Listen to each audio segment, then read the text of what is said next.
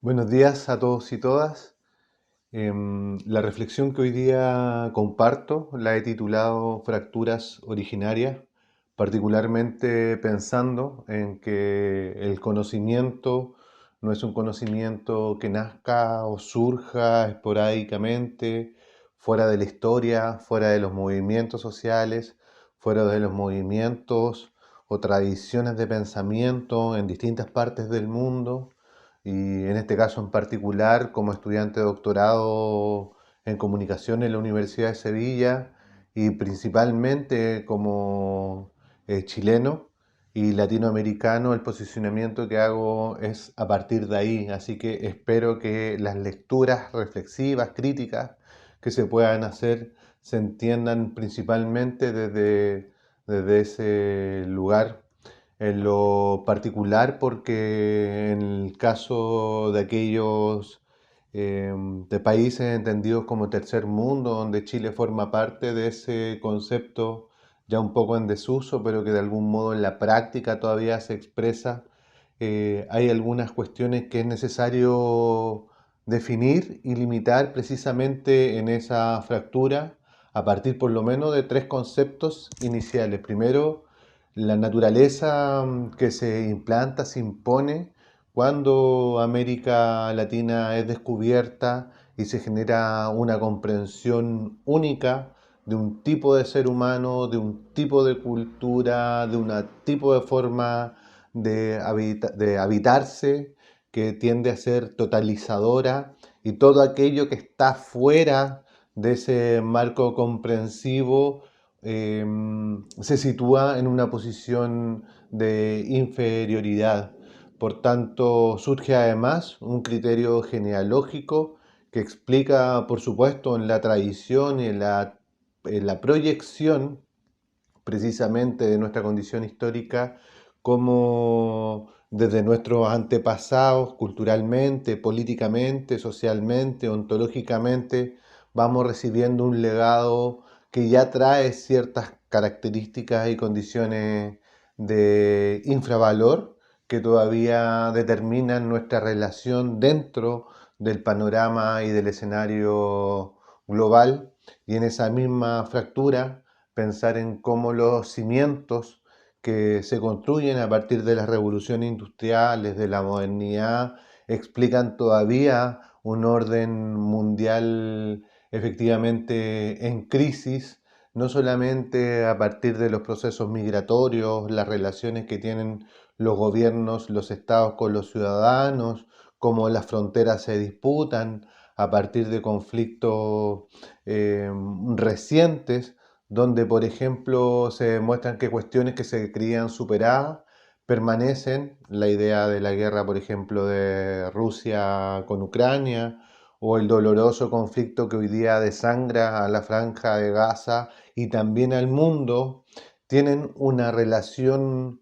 ontológica, filosófica, ética política, que es imposible de desatender de aquellos procesos que tienen que ver con el conocimiento, con la transferencia, con la idea de la inteligencia artificial, porque sin duda también están asociados a una condición de respeto a los valores de los derechos humanos que han sido un avance significativo después de la segunda mitad del siglo XX, a lo menos desde el punto de vista enunciativo, aun cuando los dolores, las exclusiones, las violencias, las desapariciones, bien lo sabemos en Chile a propósito de las desapariciones y los 17 años de dictadura cívico-militar, tienen una implicancia que a pesar de no estudiarse todo lo necesario en instituciones como la nuestra, están vinculadas y están asociadas a la condición de la ciencia, a la conducción de la producción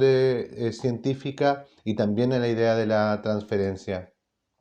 En ese mismo marco, la delimitación de esta fractura, que es el concepto clave que quiero compartir con ustedes, es necesario también adquirirle otro elemento. Por ejemplo, la idea del sistema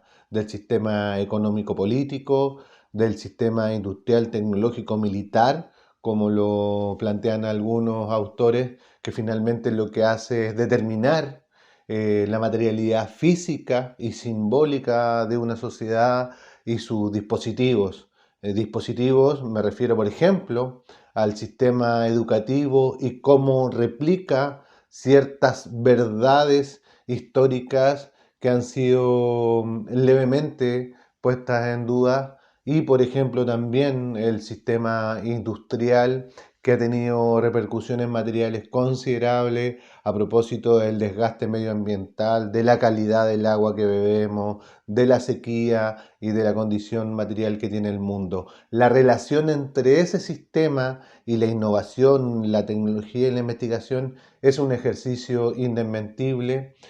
donde hay otro factor que es significativo de poder poner en valor y que tiene que ver con la idea de la democracia. La democracia como un bien superior que no se discute, que no se critica y que más bien hoy día parece un discurso legitimador de las diferencias que han ido estructuralmente avanzando, no solamente en los países que se entendían como el tercer mundo, Latinoamérica, África, ciertas partes de Asia, ciertas partes también de Europa, sino que además ha sido criterio común principalmente en estos lugares fronterizos, en estos espacios de frontera, donde los cuerpos que todavía buscamos seguramente será una tarea inacabada. A propósito de lo mismo, citando a Saramago, él señalaba que más que una democracia, lo que se vive hoy día es una plutocracia, un gobierno de los ricos, ¿no? Gobernado por ricos, y en Latinoamérica tenemos ejemplos muy evidentes con presidentes que han llegado al poder político para asegurar después ciertas condiciones económicas, y ha pasado en Chile, ha pasado en Argentina, ha pasado en Brasil, ha pasado en Francia, ha pasado en distintas partes del mundo. Esta idea que plantea el Nobel portugués, que más que una democracia se trata de un gobierno para ricos, donde efectivamente serán necesarios los pobres, porque sin los pobres, por supuesto, también el mundo no tendría ese capital material de explotación que permite que la vida de quienes tenemos más privilegios pueda seguir funcionando eh,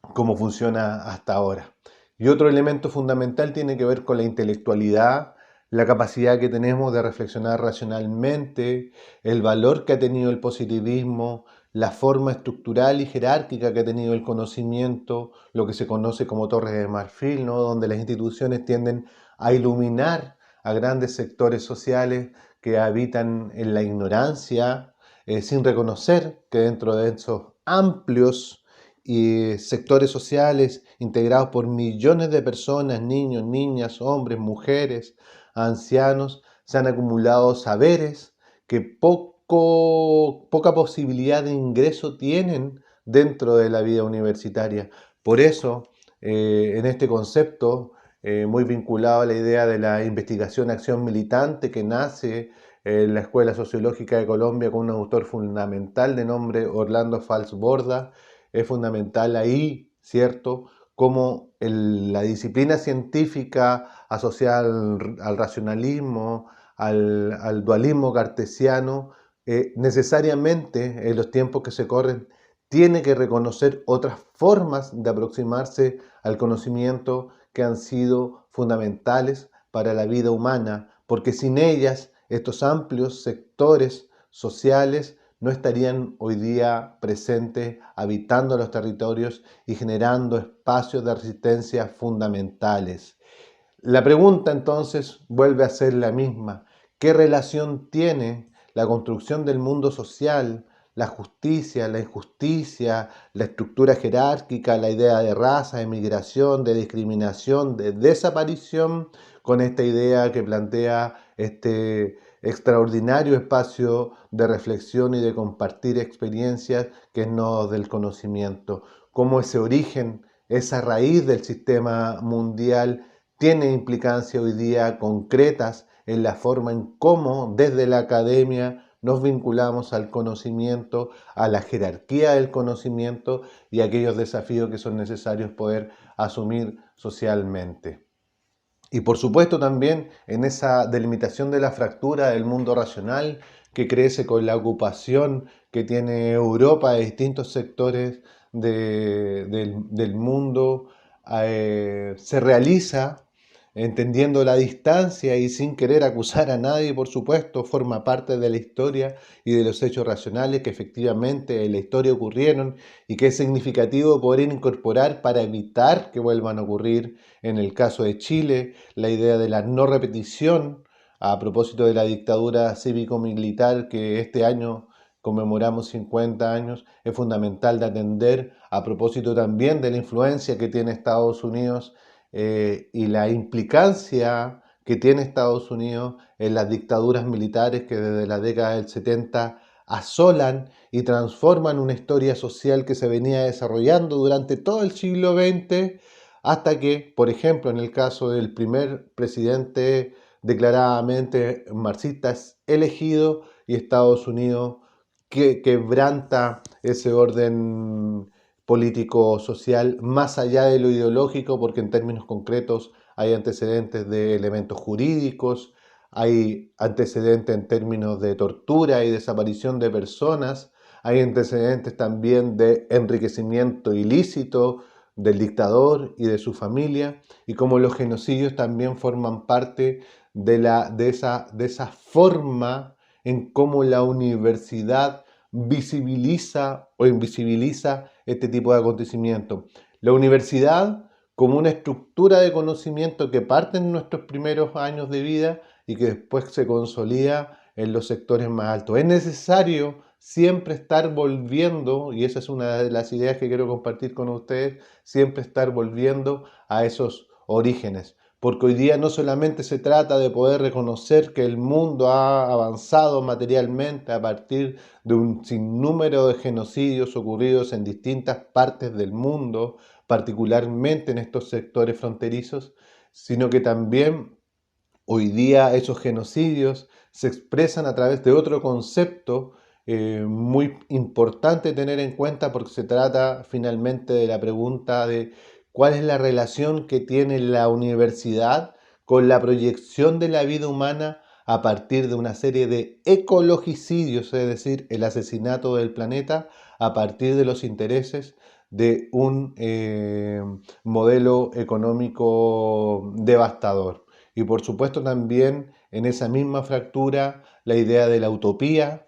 que como experiencia también que habita dentro de la universidad, como tesis, como postulado de aquello que es necesario hacer para que las disciplinas tengan necesariamente una llegada efectiva, concreta, material al bienestar de los territorios. Es fundamental que la universidad en todas partes del mundo vuelva a vincularse localmente para preguntarse cómo desde nuestro quehacer disciplinar es posible de evitar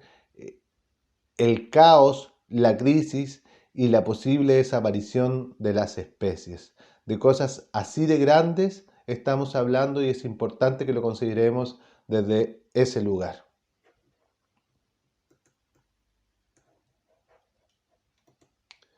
Por tanto, habría que pensar cómo esas raíces, esas fracturas inciden en mi habitar cotidiano, creativo, laboral y profesional, porque la pregunta si ha tenido algún tipo de sentido siempre ha sido disputar ideas que naturalmente se dan por sabidas y que en verdad es necesario tensionar para poder aproximarse a esa idea utópica de una nueva sociedad posible,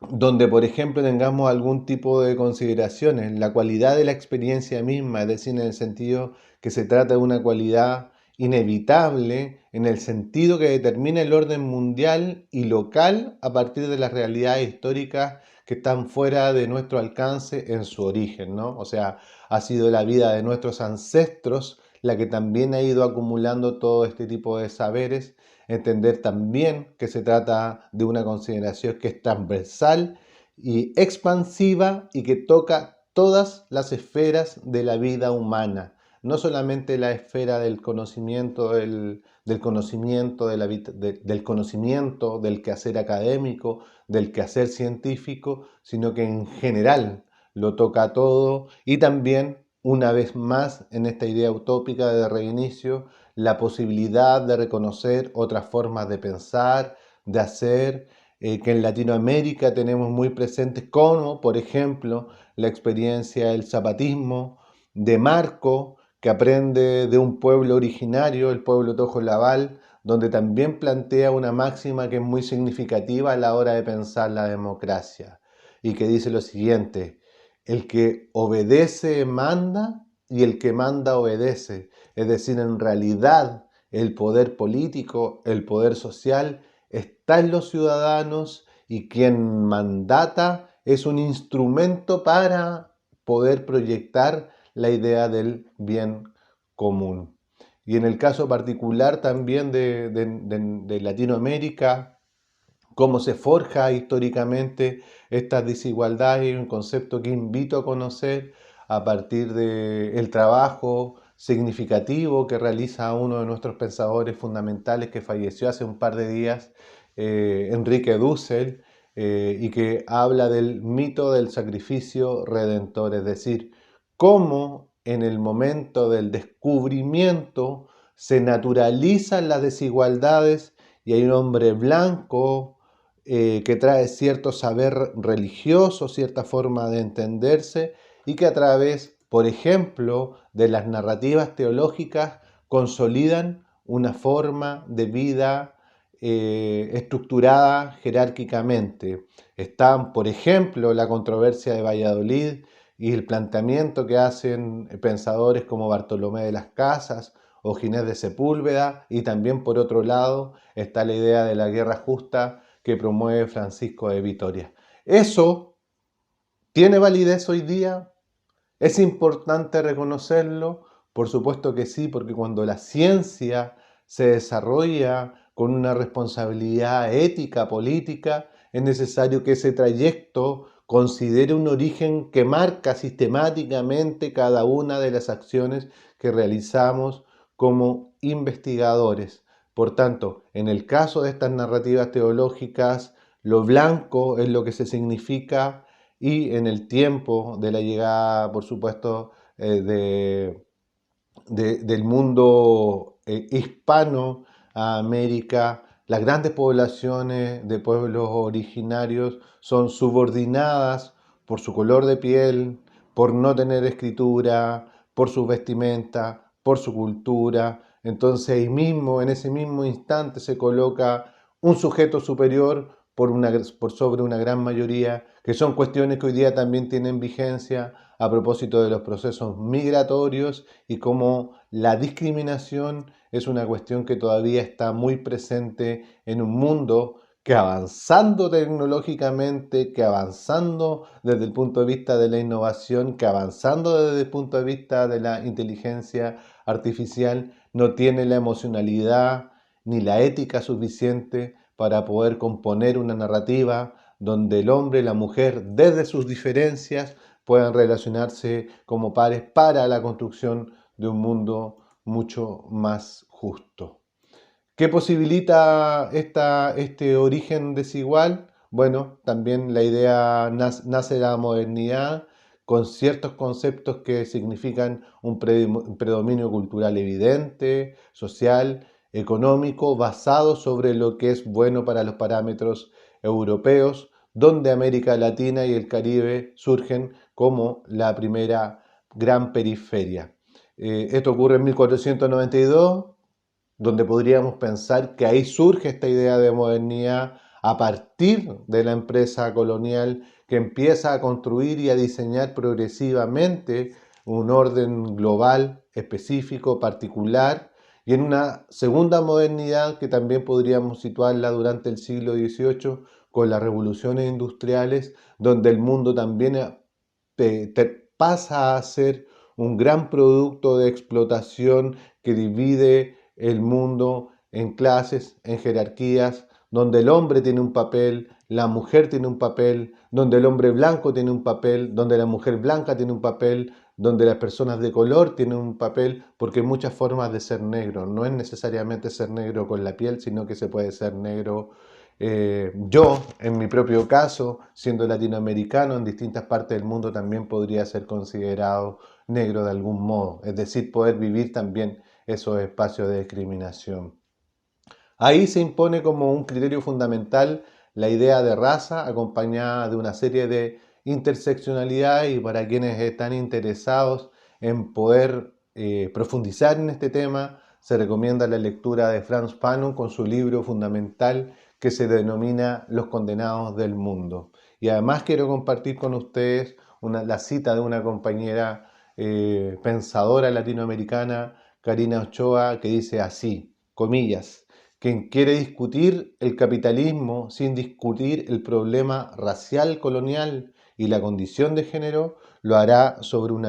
sobre una silla que no tiene cuatro patas, en el sentido de tener que mirar y abordar de modo completo esta complejidad de pensar la ciencia, la expresión contemporánea de la ciencia, desde sus orígenes y desde cómo se ha estructurado el mundo. Ese es un punto y un aspecto que hay que insistir y hay que volver recurrentemente para hacer un ejercicio justo que aspire a esa sociedad igualitaria, justa, democrática, que creo todos queremos vivir. Se trata, por tanto, de patrones vigentes incluso hoy, donde en nuestras propias culturas se ha desarrollado una idea de colonialismo interno en países que han sido afectados por el racismo, han creado dentro de sí mismo procesos de racismo, lo que supone la creación de un proyecto civilizatorio lleno de fracturas,